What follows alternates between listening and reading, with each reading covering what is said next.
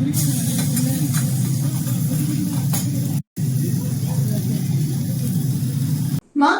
எனக்கு இது செஞ்சு தரீங்களா? பட் ஹை புரோட்டீனோட. செஞ்சு தரேன் குட்டி.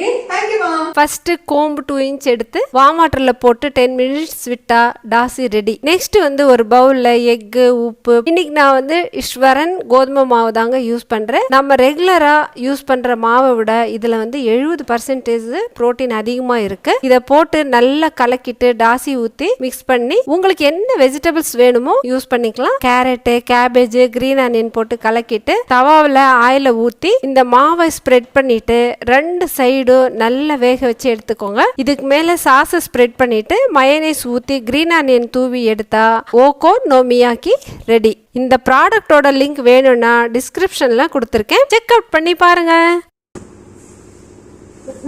சூப்பர்மா. Thank you.